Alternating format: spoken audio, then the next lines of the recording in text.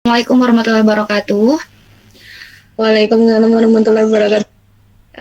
Di pertemuan kali ini ada kelompok 9 yang akan mempresentasikan terkait sejarah perkembangan dari bimbingan karir. Perkenalkan, saya Adinda Nadlia yang akan memandu proses presentasi dari awal hingga akhir.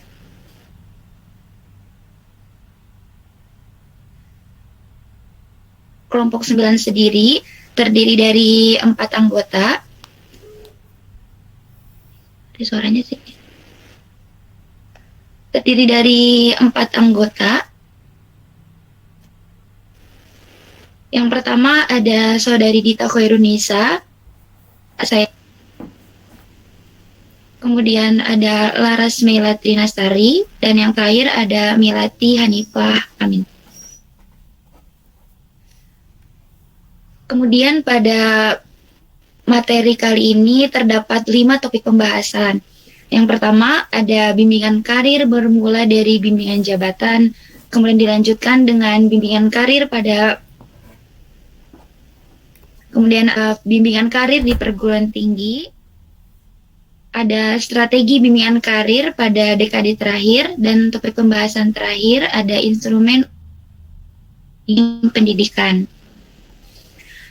Kemudian untuk mempersingkat waktu, dari topik pembahasan yang pertama dan kedua akan disampaikan oleh Saudari Milati Hanifah. Kepada Saudari Milati dipersilahkan. Baik, terima kasih Ibu Moderator. Bismillahirrahmanirrahim. Materi pertama yang akan saya jelaskan mengenai bimbingan karir bermula dari bimbingan jabatan. Nah, teman-teman, bimbingan karir ini tuh di Amerika Serikat, lalu tersebar ke seluruh negara.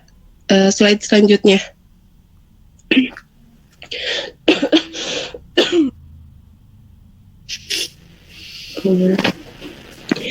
Nah, istilah bimbingan karir ini tuh bermula dari sebuah istilah yang bernama vocational guidance. Nah, istilah ini tuh pertama kali oleh Frank Ferguson pada tahun 1908 ketika ia berhasil suatu lembaga anak-anak muda dalam memperoleh suatu pekerjaan.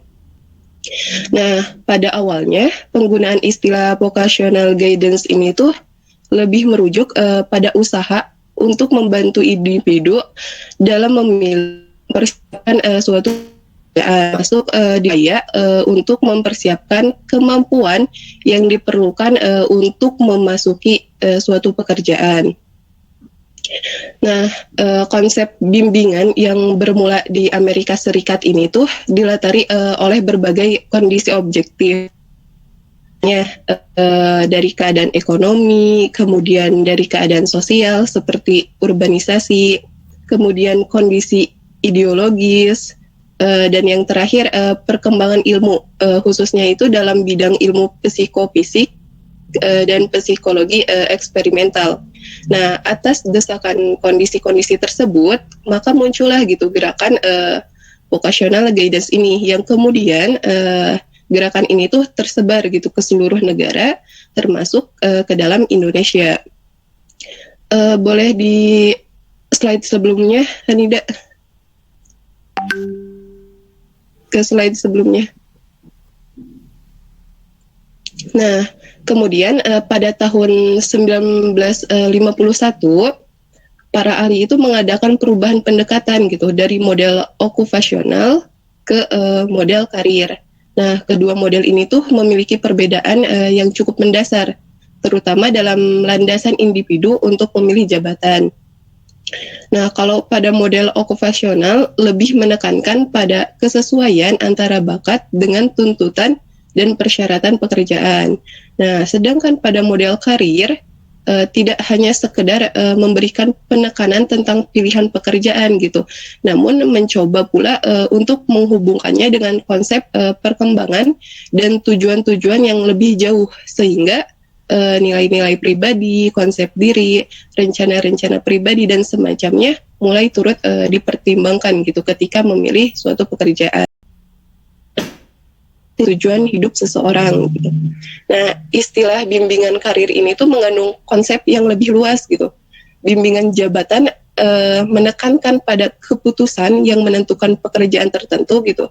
Sedangkan bimbingan karir menitik beratkan pada perencanaan kehidupan seseorang dengan mempertimbangkan keadaan dirinya, kemudian lingkungannya, agar ia tuh memperoleh pandangan yang lebih positif,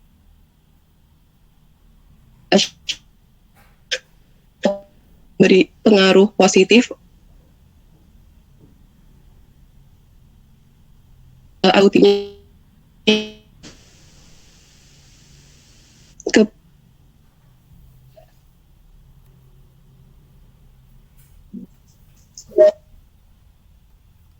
Nah, materi selanjutnya mengenai pada persekolahan di Indonesia. Nah, di Indonesia sendiri gitu, program bimbingan lembaga pendidikan pada yang kemudian terwadahi dalam layanan yang kini itu disebut bimbingan dan konseling gitu.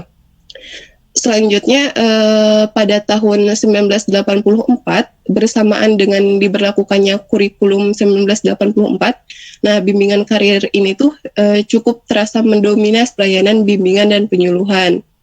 Kemudian pada tahun 1994 bersamaan dengan perubahan nama gitu dari BP atau bimbingan penyuluhan menjadi BK atau bimbingan konseling.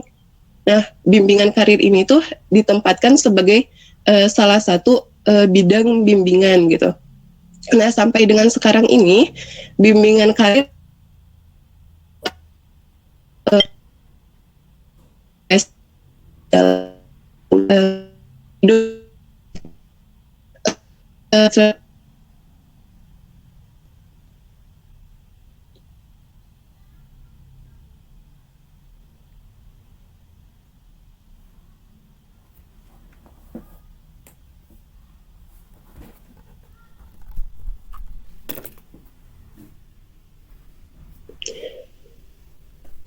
Lanjutkan dulu aja, Mil. Ini ada ngelag. Oh iya, siap. Kemudian ada beberapa penjabaran materi gitu mengenai bidang bimbingan karir pada jalur pendidikan formal. Nah, materi tersebut diantaranya yang pertama ada pemantapan pemahaman diri berkenaan dengan kecenderungan karir yang hendak dikembangkan.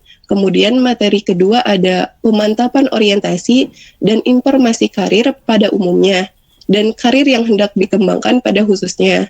Kemudian materi yang ketiga ada orientasi dan informasi terhadap dunia kerja dan usaha memperoleh penghasilan untuk memenuhi kebutuhan dan tuntutan hidup berkeluarga, bermasyarakat, berbangsa, dan bernegara.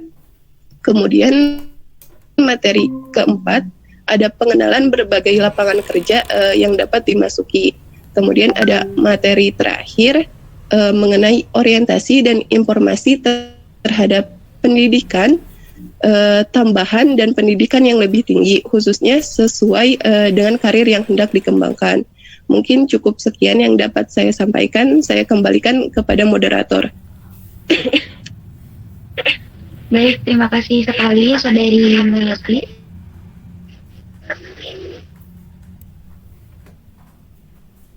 Selanjutnya materi yang ketiga, topik pembahasan kali ini akan disampaikan oleh Saudari Dita kepada Saudari Dita Koirunisa. Disilakan. Baik, apakah suaranya terdengar? Terdengar. Kalau slide-nya gimana nih? Masih gangguan?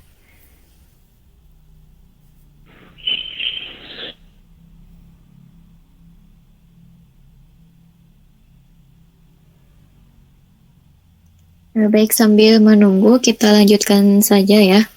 Untuk pembahasan selanjutnya yaitu mengenai bimbingan karir di perguruan tinggi. Program bimbingan karir di lingkungan perguruan tinggi ini pada perkuliahan umum yang kemudian juga diikuti oleh beberapa bahasan mengenai kesehatan, moral, sikap, dan berbagai topik tentang kehidupan lainnya. Pengajaran tentang bimbingan kejuruan pada pelatihan peserta didik baru di awal 1911, kemudian pada tahun 1921, pelatihan bimbingan karir ini ditawarkan kepada mahasiswa di Columbia University dengan judul Professional Occupation, Their Scope, Functions, and Your Developments. Pada umumnya, pelatihan karena tuntutan zaman. Semakin majunya dunia kerja, itu memaksa lembaga pendidikan untuk para lulusannya agar memiliki kualitas dan persiapan yang lebih matang untuk memasuki kompetisi di dunia kerja tersebut. Orang yang pertama kali itu adalah Edgar G. Welly pada tahun 1923. Meskipun begitu, Borrow juga disebut-sebut sebagai orang yang pertama yang memaparkan pelatihan bimbingan karir secara Borrow itu disebut sebagai vocational planning dan ditawarkan di perkuliahan umum di Universitas Minnesota pada tahun 1932. Untuk selanjutnya, Borrow dan Lynch pada 1959 telah menulis buku pelatihan bimbingan karir, itu Caring for College Students oleh Prentice Hall. Kemudian untuk pelatihan bimbingan karir yang efektif, sama itu klien bisa memperjelas rencana karir dan tujuan hidup dalam tulisan. Kemudian yang kedua itu tersedianya tes untuk menguji hasil dari bimbingan karir. Aspek yang ketiga itu menyediakan informasi yang akurat tentang karir yang dipilih, baik itu keuntungannya ataupun kerugiannya. Kemudian aspek yang keempat, klien melakukan pelatihan bimbingan karir dengan ahli yang sudah berkecimpung dalam dunia bimbingan karir. Dan aspek yang terakhir adalah membimbing klien dalam mengembangkan jaringan pendukung sesuai dengan bidang pekerjaan yang dipilihnya. Nah, agar setiap pelatihan bimbingan karir setidaknya mengandung 3 dari 5 aspek yang telah disebutkan tadi. Nah, pelatihan bimbingan karir di lingkungan universitas itu pada dasarnya adalah pola umum perbuatan pembimbing atau dosen terhadap klien atau peserta didik dalam wujud hubungan bantuan. Jangan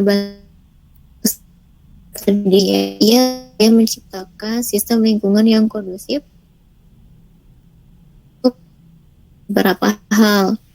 Yang pertama ada pemahaman dan penilaian peserta didik terhadap dirinya, terutama yang menyangkut potensi dasar,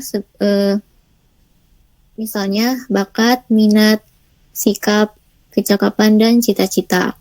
Kemudian yang kedua adalah pemahaman peserta didik terhadap nilai-nilai yang ada pada dirinya dan masyarakat sekitar. Kemudian yang ketiga, pengetahuan yang berhubungan dengan potensi dirinya, serta jenis-jenis pendidikan dan pelatihan yang mungkin diperlukan untuk bidang karir tertentu. Yang keempat, itu mengatasi hambatan-hambatan yang disebabkan oleh faktor dalam, itu faktor dari diri sendiri ataupun faktor dari luar, baik itu dari keluarga ataupun lingkungannya. Kemudian yang terakhir itu merencanakan masa depan karir mahasiswa.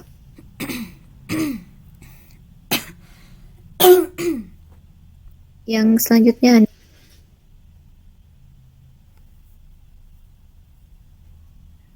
sedikit lagi. Dalam pola bimbingan karir tersebut akan membantu dalam pembuatan dan pelaksanaan rencana karir, sekaligus penilaian terhadap diri sendiri dan lingkungannya. Ketika semua tujuan bimbingan karir tercapai dengan baik, maka peserta didik akan mencapai kesuksesan perjalanan hidup yang bermakna horizontal atau berarti hubungan dengan sesama manusia lainnya, dan juga vertikal, yaitu berhubungan dengan Tuhan. Nah, pola bimbingan karir tersebut juga menunjukkan bisa disampaikan. Saya kembalikan kepada moderator.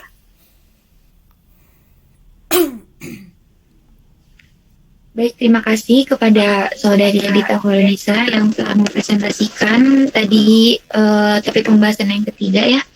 Kemudian selanjutnya teman-teman di topik pembahasan yang keempat dan kelima akan disampaikan langsung oleh Saudari Laras Semila.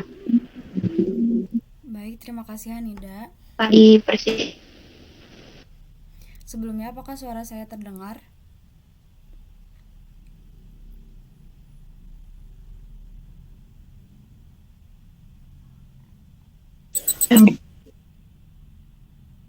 Apakah suara saya terdengar? Terdengar kalian? Terdengar.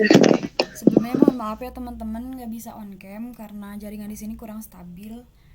Jadi langsung saja kepada materi selanjutnya, yaitu mengenai strategi bimbingan karir pada dekade terakhir.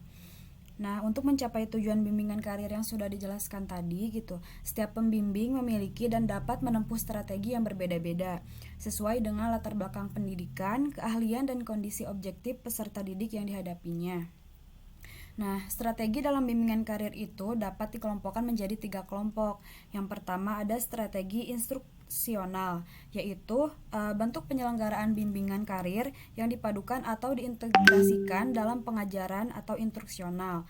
Nah, strategi ini sangat sesuai dijalankan oleh tenaga pengajar sehingga diterapkan di sekolah atau universitas. Nah, strategi instruksional ini juga cenderung bersifat informatif daripada pemrosesan informasi. Kemudian yang kedua ada strategi substansial, yaitu bentuk penyelenggaraan bimbingan karir yang bersifat interpersonal atau antara pembimbing dengan klien, sering juga diterapkan dalam bentuk wawancara. Nah, selain itu, para dosen pembimbing yang menerapkan strategi ini juga harus menguasai disiplin ilmu penunjang yang terkait dengan bimbingan karir. Nah, teknik yang termasuk ke dalam strategi substansional adalah teknik genogram gitu dan konseling karir. Sudah kita ketahui gitu teknik genogram yang kemarin kita kerjakan gitu. Nah, teknik ini merupakan teknik yang menggambarkan asal-usul keluarga klien sebanyak 3 generasi. Teknik ini dimunculkan oleh Ray Weimers Okisi pada tahun 1987. Ia adalah orang pertama yang memperkenalkan istilah teknik genogram dalam tulisannya yang berjudul The Genogram as a Tool in Career Counseling. Dilihat secara etimologis, genogram berarti silsilah. Nah, kemudian pada pelaksanaan teknik genogram ini ditempuh dalam 3 tahap. Yang pertama ada konstruksi genogram, yaitu tahap pertama untuk memetakan gambar silsilah atau asal-usul keluarga klien sebagai 3 generasi. Nah, 3 generasi ini berarti generasi klien, kemudian generasi orang tua klien, dan generasi kakek nenek klien. Kemudian yang kedua ada identifikasi jabatan. Nah, dalam identifikasi jabatan ini, konselor bersama klien berupaya menelusuri bidang-bidang pekerjaan atau jabatan yang ada pada anggota keluarga dari 3 generasi itu. Nah, informasi tersebut termasuk usaha yang ditempuh oleh setiap anggota keluarga untuk memperoleh pekerjaan atau jabatan tersebut. Nah, identifikasi jabatan ini juga menggambarkan tingkat keberhasilan dan konsekuensi dari perolehan pekerjaan atau jabatan bagi aspek kehidupan setiap anggota keluarga yang bersangkutan. Kemudian yang ketiga ada eksplorasi klien. Nah, tahap ini memfokuskan pada pembahasan terhadap klien agar memperoleh pemahaman diri dan lingkungan serta dapat merencanakan karir masa depannya. Terdapat beberapa hal penting untuk mendapatkan informasi yang dibutuhkan pada wawancara genogram, yaitu yang pertama isi pengamatan diri klien, yang kedua pemahaman terhadap lingkungan atau dunia kerja, yang ketiga proses pembuatan keputusan, yang keempat model-model pola hidup, yang kelima model-model pekerjaan atau karir. Nah, kemudian hal tersebut didiskusikan oleh dosen pembimbing atau konselor dengan peserta didik. Di antaranya pertama keberhasilan anggota keluarga, yang kedua mobilitas anggota keluarga, yang ketiga pengelolaan waktu, dan yang keempat integrasi diri. Kemudian yang selanjutnya yaitu pendekatan konseling karir. Terdapat 6 pendekatan konseling karir. Yang pertama, Trait and Factor Career Counseling. Yang kedua ada client-centered career counseling. Yang ketiga psychodynamic career counseling, dan yang terakhir ada comprehensive career counseling. Nah, jadi teknik genogram ini menjadi pilihan atau alternatif gitu untuk karir kita di masa depan gitu. Jadi bisa dijadikan referensi juga dan juga bisa dijadikan suatu peluang gitu buat nanti kita ke depannya. Kemudian yang terakhir ada eksplorasi klien. Nah, tahap eksplorasi klien memfokuskan pembahasan terhadap klien agar memperoleh pemahaman diri dan lingkungan serta dapat merencanakan karir masa depannya. Terdapat beberapa hal penting untuk mendapatkan informasi yang dibutuhkan pada wawancara genogram, yaitu isi pengamatan diri klien, pemahaman terhadap lingkungan atau dunia kerja, kemudian proses pembuatan keputusan, model-model pola hidup, kemudian model-model pekerjaan atau karir. Mohon maaf teman-teman, yang terakhir adalah yang barusan adalah masih teknik genogram ya. Yang terakhir ada strategi permainan. Nah, strategi permainan ini merupakan suatu perbuatan atau kegiatan sukarela yang dilakukan dalam batas-batas ruang dan waktu tertentu yang sudah ditetapkan menurut aturan yang sudah diterima secara sukarela, tapi mengikat sepenuhnya dengan tujuan dalam dirinya sendiri, disertai oleh perasaan tegang dan gembira dan kesadaran lain daripada kehidupan sehari-hari. Nah, definisi tersebut menyiratkan bahwa permainan memiliki ciri-ciri khas yang membedakannya dengan kegiatan dalam kehidupan yang lain. Ciri-ciri khas yang dimaksud ialah yang pertama, permainan adalah perbuatan yang bebas. Nah, artinya permainan dapat ditangguhkan atau dikesampingkan setiap saat, karena ia dilakukan tanpa paksaan atau tuntutan fisik apalagi kewajiban moral. Sehingga permainan melampaui jalannya proses alami. Yang kedua, permainan bukanlah peri kehidupan yang biasa atau sesungguhnya. Ia merupakan suatu perbuatan keluar dari sesungguhnya dalam suasana kegiatan yang sementara dengan tujuan tersendiri. Yang ketiga, yaitu permainan memisahkan diri dari kehidupan biasa dalam hal tempat dan waktu. Oleh karenanya, ia bercirikan tertutup dan terbatas. Ia dimainkan dalam batas-batas waktu dan tempat tertentu, bermakna dan berlangsung dalam dirinya sendiri, dimulai dan berakhir pada suatu saat tertentu kebutuhan. Yang keempat, di dalam permainan berlaku tata tertib tersendiri, yaitu yang mutlak. Oleh karena itu, permainan lebih bercirikan menciptakan ketertiban atau keteraturan. Nah, dalam pengelompokan strategi permainan ini terbagi menjadi 5 kelompok. Yang pertama ada permainan ekspresi dan proyeksi diri. Nah, permainan ini dapat dimasukkan ke dalam kelompok ekspresi berupa permainan yang berupaya mengungkapkan karakteristik, ciri atau sifat-sifat diri pribadi secara langsung baik dalam bentuk lisan, tulisan maupun gerak-gerik isyarat. Yang kedua, ada permainan pilihan dan putusan nilai. Nah, prinsip utama dalam permainan ini adalah bagaimana individu atau mahasiswa menentukan prioritas serta mengambil suatu keputusan tindakan yang didasarkan atas nilai-nilai yang dimilikinya. Hal yang tidak kalah pentingnya dalam permainan ini adalah klien atau peserta didik tidak dinilai atau dievaluasi apalagi diberikan label tertentu oleh dosen atau pembimbing atau konselor. Nah, permainan pilihan dan putusan nilai semata-mata dilakukan untuk menegaskan proses pemilihan dan mengambil keputusan yang paling penting dalam hidupnya. Yang ketiga ada eksplorasi dan identifikasi lingkungan. Nah, kelompok permainan eksplorasi dan identifikasi lingkungan ini mengutamakan bantuan kepada klien. Bantuan ini diberikan agar ia mampu dan sanggup menjajahi dan merinci lingkungan baik di lingkungan pendidikan maupun lingkungan pekerjaan. Yang keempat, ada diskusi isu dan aturan. Nah, permainan ini dapat dilakukan dalam bentuk diskusi. Diskusi dimulai dari pemilihan dan penentuan masalah utama atau isu tentang peraturan hidup yang dihadapi peserta didik atau manusia umumnya. Setelah penentuan isu, beberapa peserta didik secara sukarela diminta tampil sebagai pembicara yang melontarkan pendapatnya atas isu dimaksud. Pada giliran selanjutnya ditanggapi oleh peserta konseling lainnya, kemudian diakhiri dengan kesimpulan yang bersifat feedback atau umpan balik bagi kehidupan para peserta konseling. Nah, meskipun dalam bentuk diskusi harus tetap diingat bahwa strategi masih tetap dalam rangka permainan yang bersifat tegang dan gembira. Ciri-ciri permainan yang telah disebutkan sebelumnya seharusnya menjadi ciri pokok dalam strategi bimbingan karir ini. Dan yang terakhir ada antisipasi atau prediksi gaya hidup.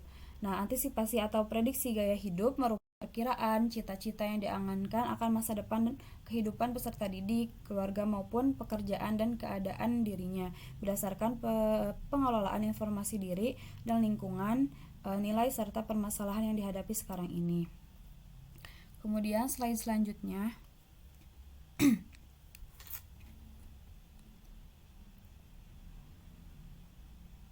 Hanida.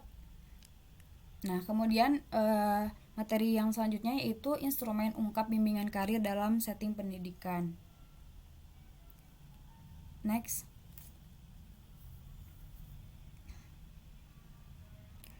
Nah, dalam gambar ini merupakan salah satu contoh instrumen data pribadi bimbingan konseling seseorang gitu. Bisa dilihat di sini ada beberapa aspek, skor dan analisis tentang seorang klien gitu yang bernama Victoria Marina Giovanni Sinaga. Dapat dilihat yang pertama ada aspek kecerdasan, skornya mencapai 121. Nah, analisisnya tergolong superior dalam kemampuan akademik. Yang kedua yaitu ada nalar.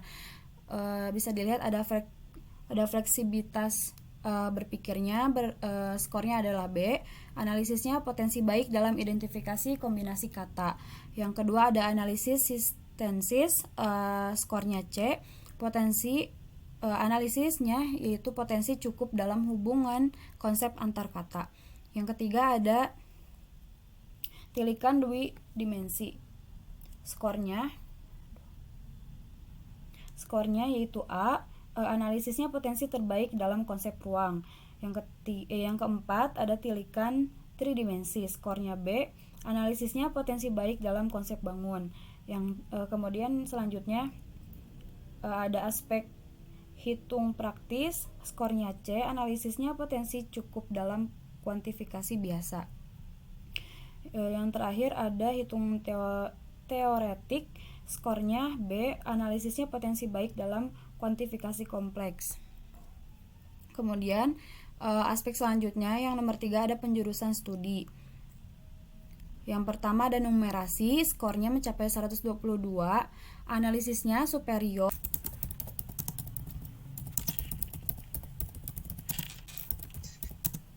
Izin bertanya.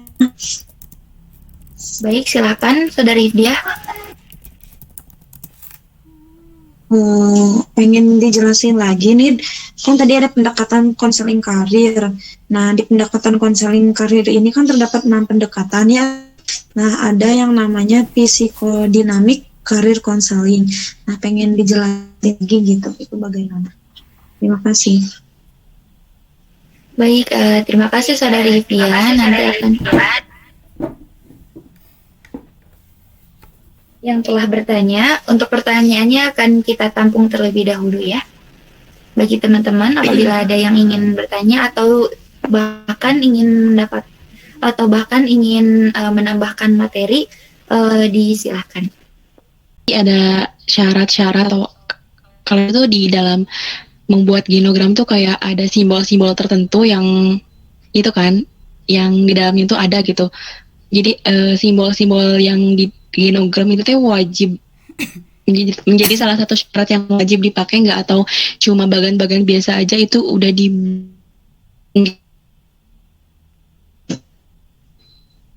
Baik, terima kasih kembali Zara. Ya, izin nanya boleh? Silakan.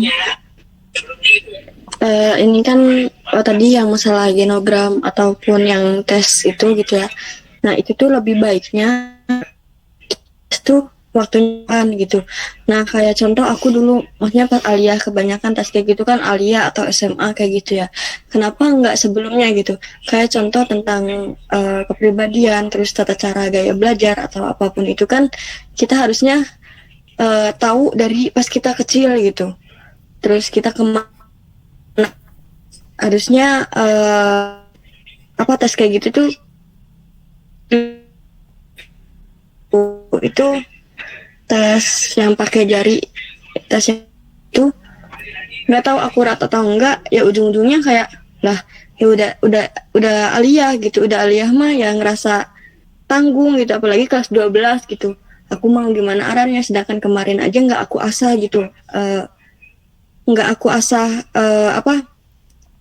potensi-potensi yang aku miliki itu, makanya jadinya bingung juga arahnya tetap kemana gitu. Kalau dari kecil kan mungkin lebih enak gitu, kan tes itu kan sebenarnya buat ngarahin kan kita kemana arahnya gitu. Ngerti gak sih? Bisa gak ngerti? Mohon maaf, Intan. Ya itu pertanyaannya coba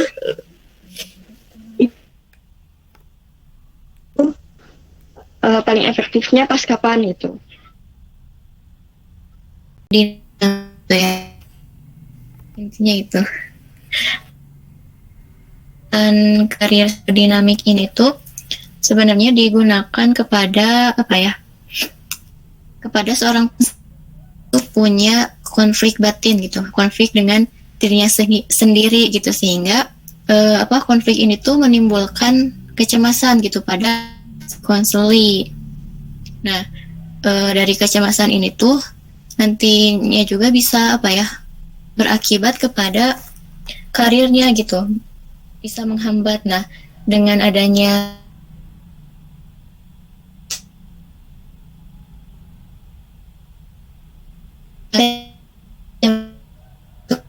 atasi sisi psikologis dari, nah kemudian tentu si konselor juga kalau misalkan udah mengatasi permasalahan konseli tersebut, nanti diarahkan gitu, dibimbing untuk pemilihan karirnya gitu. Sehingga si konseli itu mampu mengembangkan semua sumber daya yang dimilikinya itu untuk karir dari si konseli gitu. Mungkin itu gimana Teh? Oh iya Dit. Makasih banyak ya udah paham. Ya, mungkin di teman-teman yang lain juga mau menambahkan, silahkan ya. Izin menjawab pertanyaan Eja. Ada Ejanya?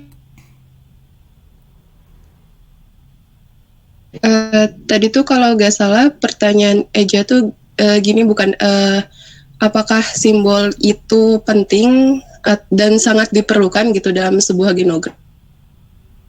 Dalam membuat genogram itu tidak memakai simbol, apakah hal tersebut itu disebut genogram atau tidak? Gitu ya pertanyaannya Eja.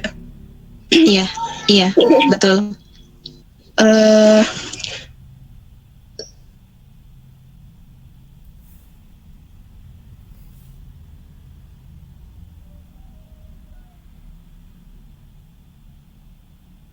Nah, izin menjawab, sepengetahuan saya gitu, dalam membuat sebuah genogram itu mesti gitu menggunakan simbol-simbol.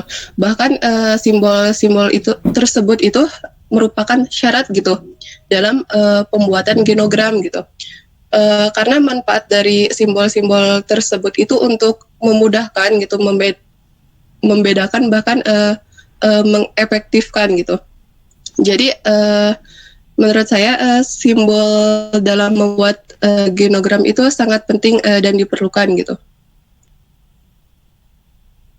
Mungkin ada tambahan dari teman-teman lain?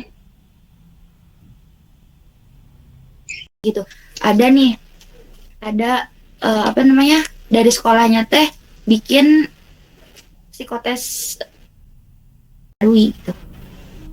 Bisa melakukan psikotes lagi gitu di instansi swasta atau apa, dan dari saya seperti itu. Mungkin ada tambahan dari rekan-rekan yang lainnya, boleh ya.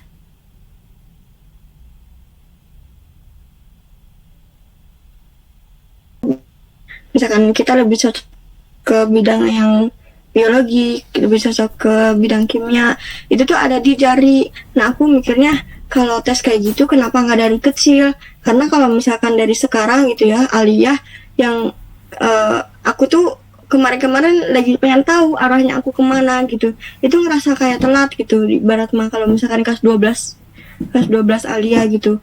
Kalau misalkan aku mikirnya sebagai orang tua gitu ya, sebagai orang tua harusnya ngelakuin maksudnya tes ngasih tes ke anaknya itu dari kecil, kalau bisa yang tesnya yang jari itu gitu, tapi lumayan mahal sih.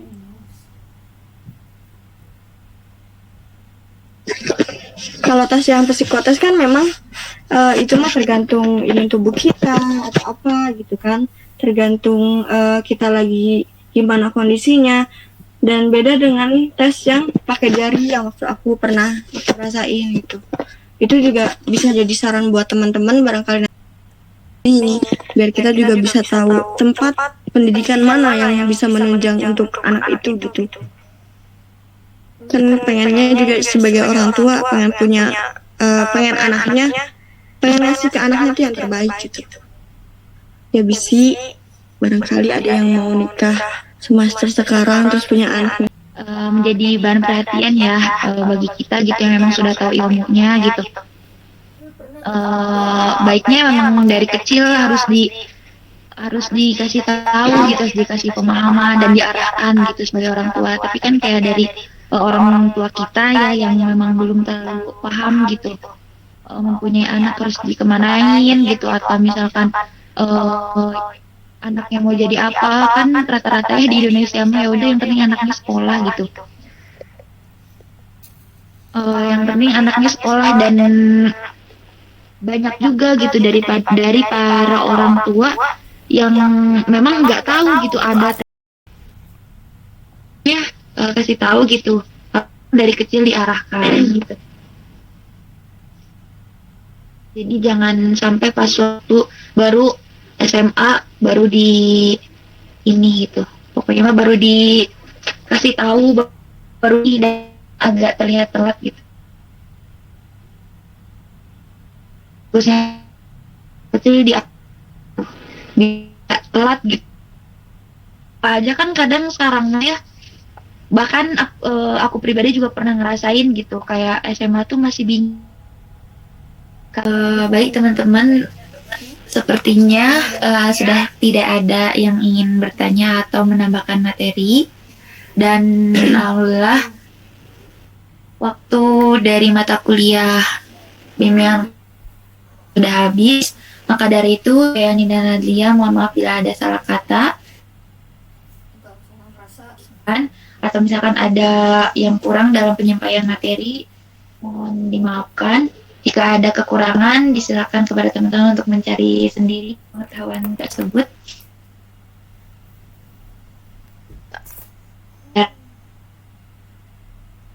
Atau saya kembalikan kepada